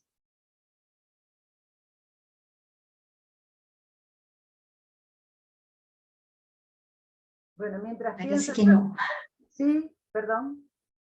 No, yo pensaba, la dificultad ya nada más de los gentilicios, lo que comentaba tanto Cecilia como Cristila, ya solo decir hispano-argentino, argentino-español, serbo-croata, esloveno, es todo un posicionamiento, digamos, cómo la lengua va definiendo posicionamientos culturales, políticos, ideológicos, y bueno, todo eso en el teatro me parece que esta relación con los públicos es importante, ¿no?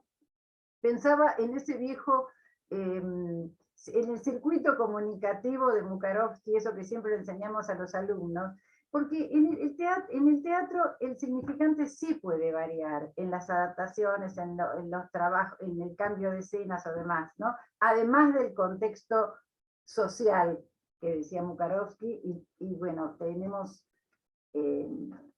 una obra de arte, un significado diferente. Yo no sé si en la literatura eso puede pasar. Yo creo que no pasa. Ustedes que son traductoras, que quizás trabajaron, me parece que el teatro tiene ese plus de poder modificar el significante, digamos así, para manejarlo en términos semióticos tradicionales. O en la literatura puede haber algún tipo de cambio. Yo creo que no. Pregunto.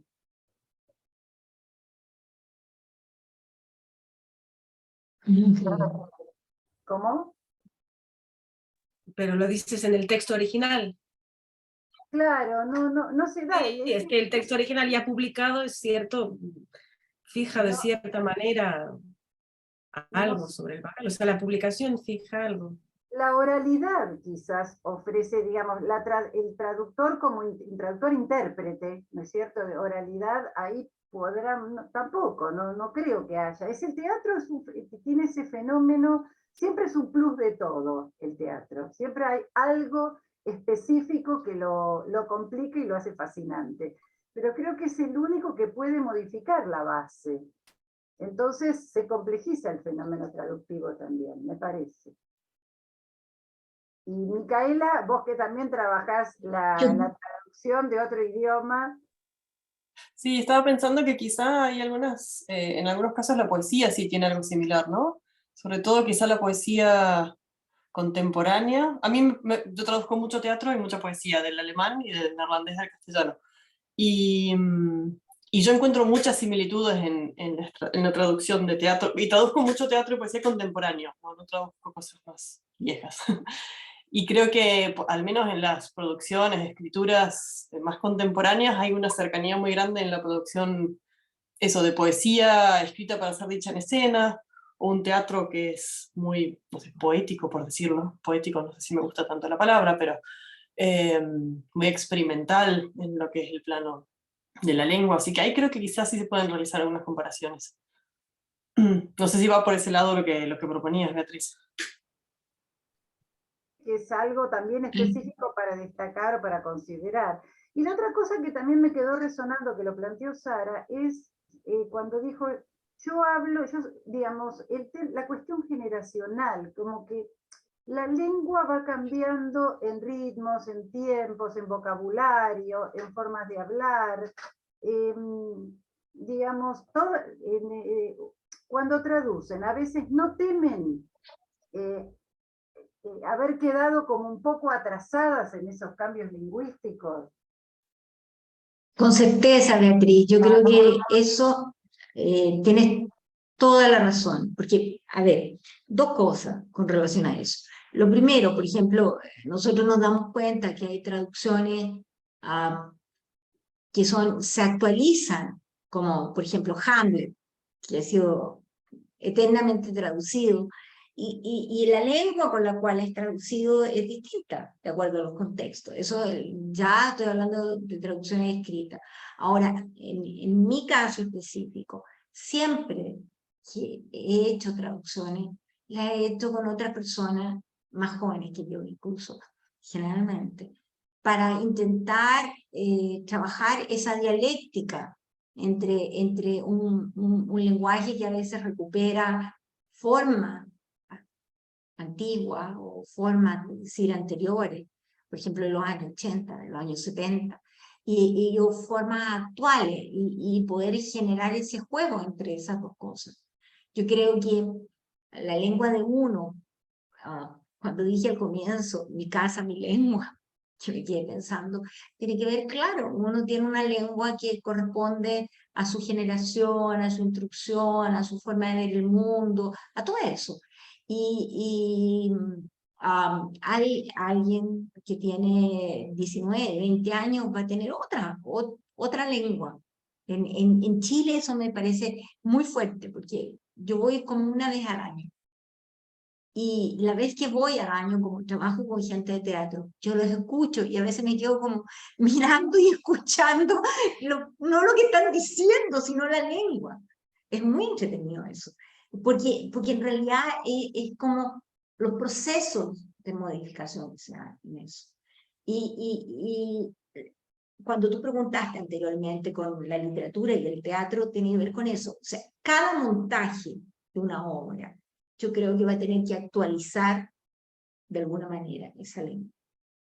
O sea, por eso insisto en que la traducción para teatro no puede ser estática, no es fija, no puede ser puro archivo, sino que tiene que ser, tiene algo de repertorio en la terminología de Diana Taylor, ¿no?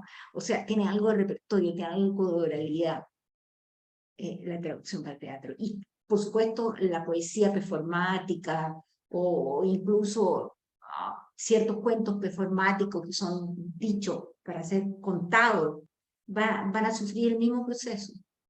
Yo creo que las artes espectaculares, y aquí todo, o sea, desde la poesía, cuando se espectaculariza, la música, todo eso, van sufriendo transformaciones, tienen que sufrir las transformaciones que sufren las propias lenguas.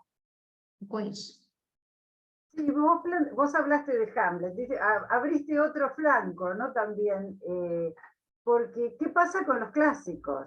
Porque así como la naturalidad no es lo adecuado para la tragedia, esa cosa, el ritmo coloquial o el habla natural, entre comillas, ¿qué pasará con la traducción de un clásico, por ejemplo, y la actualización de esa lengua? No sé si a los traductores se les presenta algún tipo de problema específico con eso. hay una persona, una profesora de mi universidad que se dedica al estudio de los clásicos, el griego. Y ella se llama Teresa Virginia Barbosa. Y ella creó un grupo de traducción de clásicos. Y que una de las cosas más importantes que le parece es que esos clásicos tienen que tener cierta sonoridad, digamos, del portugués actual. Porque fueron hechos esos clásicos para ser masivos, digamos que tenían un marco popular. Estoy hablando de un cierto tipo de montajes que se hacían públicos, ¿no? Y luego cómo eso va a llegar. Acá no puede ser una lengua elítica porque destruye el sentido original. Es como su tesis de trabajo. Entonces tiene este grupo de trabajo, de traducción del griego clásico a un portugués actual. Ese es su trabajo, todo su cuento y su investigación tiene que ver con eso. Es muy interesante, realmente, sí, cuántas cosas se van abriendo, cuántos temas y preguntas, ¿no es cierto? Bueno. Puedo solo quería decir, justo ayer estuve en un congreso donde un colega hablaba de la traducción, bueno, yo hago referencia a textos literarios, poéticos, pero de la traducción de la Divina Comedia. Y él decía que el trabajo de traductor es, citando a un autor del cual ahora no recuerdo el nombre, traducir en contra, ¿no? Y esto puede valer también para el teatro, es decir, traducir en contra porque significa estar constantemente confrontándose con las traducciones de todos los que vinieron anteriormente. Así que naturalmente que toda nueva traducción implica una actualización, ¿no? Entonces me gustó mucho esta idea de traducir en contra, porque siempre uno tiene que estar luchando con el que estuvo antes, ¿no? Perdón, Marina. Acá, sí, Felipe, perdón, acá escribió una pregunta, ¿no? Dice, Cristina se refirió un poco a la relación entre la traducción y la posterior publicación de libros. Creo que, además de la puesta en escena, la edición también es un tema importante para la traducción. ¿Cómo se relacionan ustedes tres con la edición? Y ahora, sí.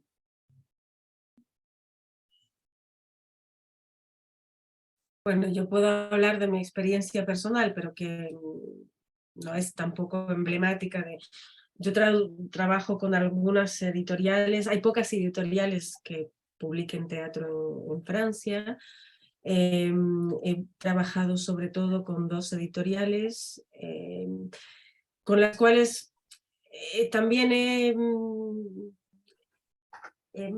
ido tejiendo un vínculo de confianza que hace que ahora no solo son encargos, sino que puedo proponer autores. Yo creo que eso es importante, y yo creo que una de las cosas que existe en Francia y que tal vez sea algo particular, que no sé si existe en otros países, es este centro del cual he hablado, la Maison Antoine Vitesse, que permite a los traductores de teatro traducir independientemente de las contingencias económicas de una producción teatral o de una publicación, porque justamente es un centro que otorga becas de traducción. O sea que una vez al año los traductores pueden proponer textos que les parecen dignos de ser traducidos, que hay que promover, que tal vez serán difíciles de llevar o a las tablas o a una editorial, pero tal vez sí podrán, pero, o a las tablas sí, pero que no tienen ninguna producción en ese momento, ¿no? Sino que no tienen otro impulso que el del traductor que ha leído el texto y que lo quiere defender. Y en este caso, bueno, las traducciones los textos pasan por distintos filtros, un comité lingüístico, luego todo un comité que lee los fragmentos de traducción en francés, y que si le parece que tiene ganas de ayudar esa traducción, pues otorga una beca de traducción. Entonces eso es también una manera de ayudar la difusión de los textos, que después pueden llegar a las editoriales, porque haber tenido una beca de la Maison Antoine Vitesse también es un sello. Entonces, bueno, están esas distintas vías, autopromover y defender un texto, y también presentarlo a editoriales cuando uno tiene también una relación de confianza con esas editoriales, que puede ser un gran lujo para un traductor llegar a proponer textos. Yo puedo responder de manera muy concreta. Yo generalmente tengo en cuenta más el papel escrito que no la puesta en escena. Después sí me parece fundamental que el director manipule o haga de ese texto lo que quiera. Es decir, trato de ser lo más fiel posible para una edición digamos, escrita, ¿no?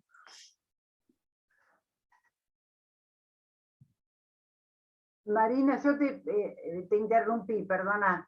No. Es una inquietud, a lo mejor alguien me la puede responder. Vos hablabas de textos intraducibles por ciertas expresiones y surgió como ejemplo más de una vez la nona, ¿no? Ahora, yo pienso que ese tipo de textos, como la nona o tantos otros del teatro argentino, y hablo del teatro argentino porque es lo que conozco, ¿no? Quizá hay cosas que van más allá de la lengua, que es un tipo de idiosincrasia, que por supuesto se traduce en la lengua, pero que tiene que ver con costumbres, con modalidades propias de nuestra identidad. Y sin embargo, a pesar de eso, la nona, precisamente, fue uno de los textos o puestas que más tuvo éxito en el exterior.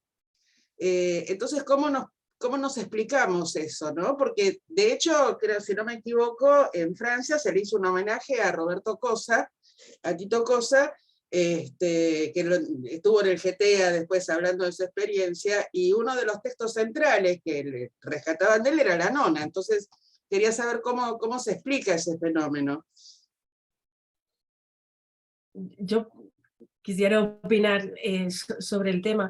He hablado mucho de adaptación, pero que esté claro, yo no estoy a favor de la adaptación tampoco.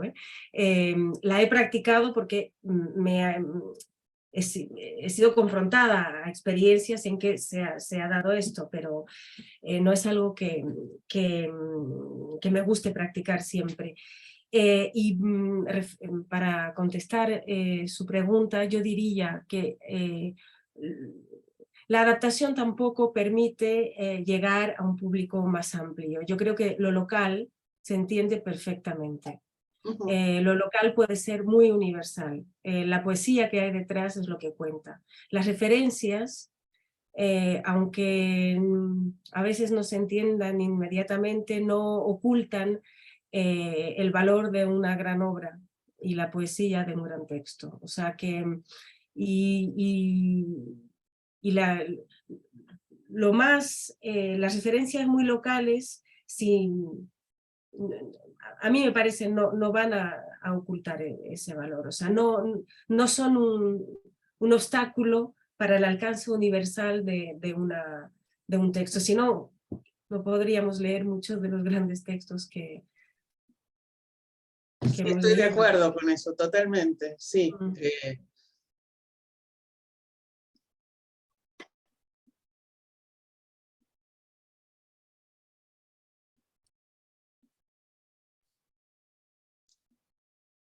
Yo quizás le diría a Marina que, por ejemplo, en el caso este de Potestad, la traducción que hicimos y que se llamó Moch, pero que luego Potestad siguió siendo Potestad, pero porque Potestad es una obra tan, como decir, significativa, que al final los eslovenos, con la distancia lingüística enorme que hay, optaron por conservar este título, ¿no? Potestad, porque es reconocible de inmediato, ¿no?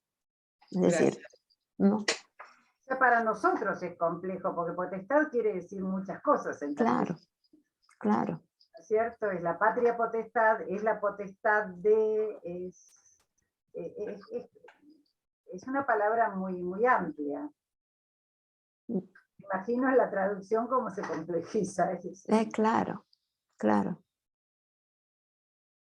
Bueno, no sé, si no hay más preguntas o más respuestas, vamos cerrando porque la cosa virtual es visualmente cansadora, agotadora. Pero realmente les agradezco de todo corazón la participación, me encantó, a mí me gustó muchísimo, me gustaron las 3 exposiciones. Espero que, bueno, que si quieren, si gustan darle un formato de texto, vamos a publicarlas en la revista.